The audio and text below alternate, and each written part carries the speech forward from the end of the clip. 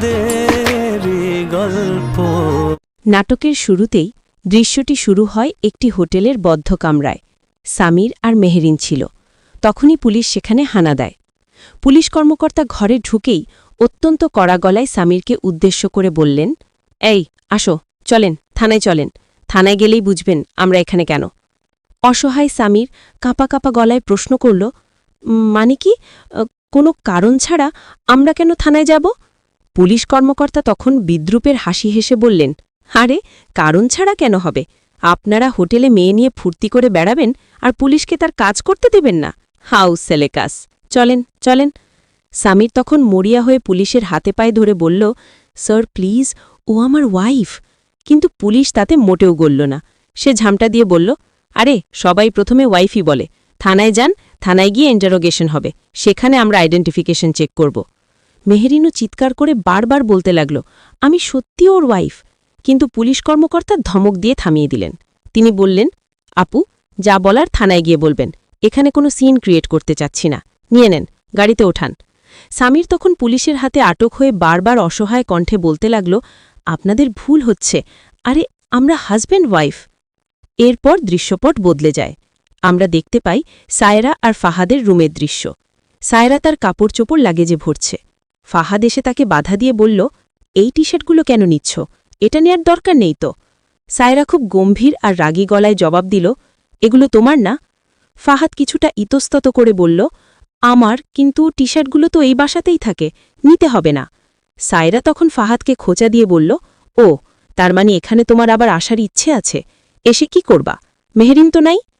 ফাহাদ আত্মসম্মানে আঘাত পেয়ে বলল, সায়রা প্লিজ বিহেভ ইয়োরসেলফ, এটা আমার বাসা, এখানে আসতে তো আমার কোনো রিজন লাগবে না। সায়রা তখন কড়া সত্যটি মনে করিয়ে দিয়ে বলল, এটা তোমার বাসা না, এটা তোমার বাবার বাসা।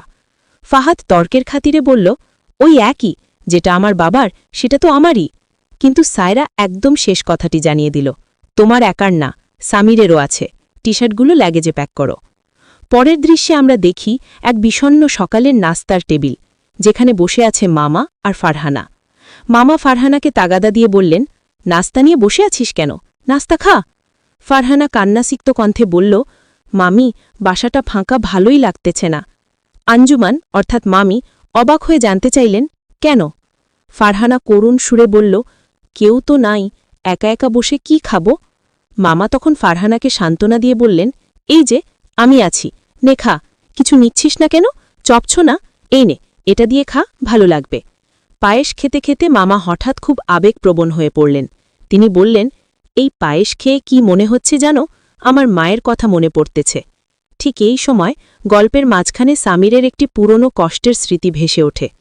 আমরা দেখতে পাই সামির তার বাবাকে কিছু একটা বোঝাতে চাচ্ছে। সে বলছিল, আব্বা, আপনার বড় ছেলে টাকার লোভে ওর সাথে। কিন্তু কথা শেষ করার আগেই বাবা প্রচণ্ড রাগে সামিরকে একটি চড় মারেন।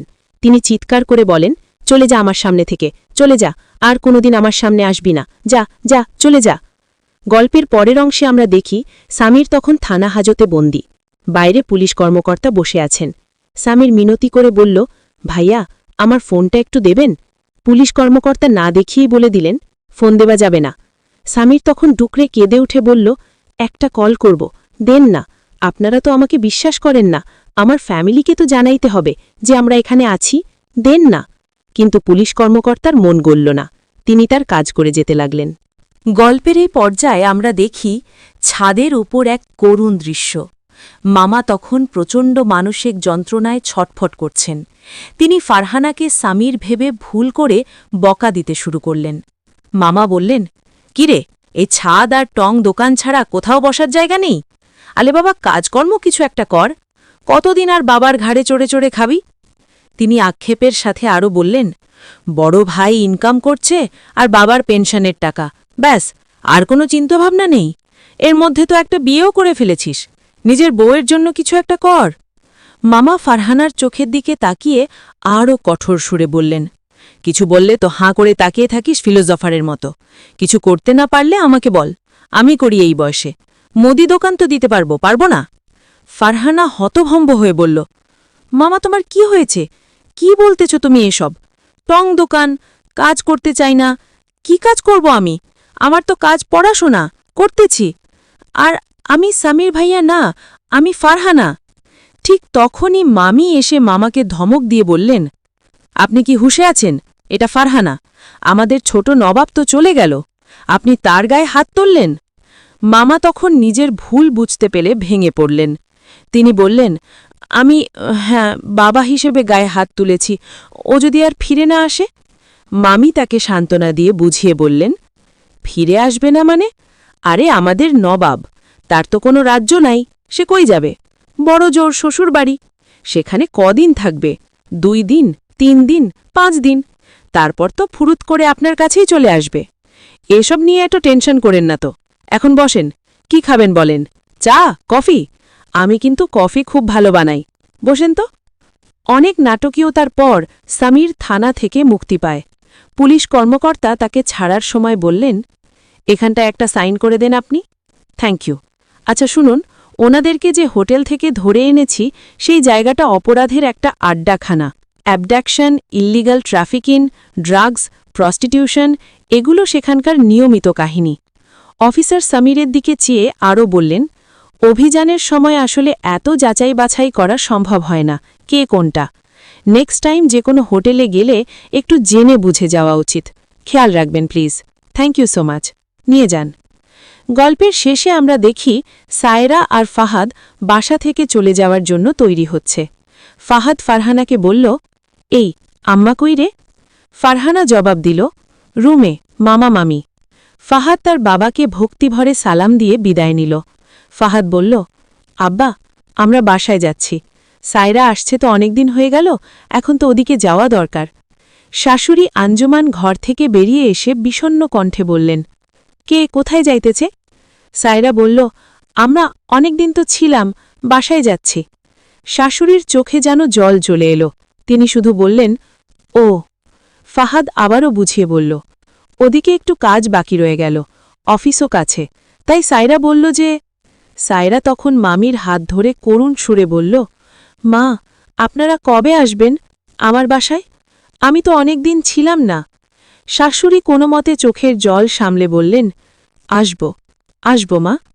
ফাহাদ তার বাবার কাছে দোয়া চাইল, আব্বা, তাহলে আমরা আসি, ভালো থেকো। সায়রা বিনীতভাবে বলল, বাবা, আমার কোনো ভুল হয়ে থাকলে আমাকে মনে মনে মাফ করে দিয়েন।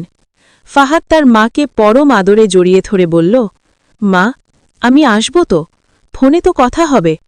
মা শুধু বললেন, ফোন দিও।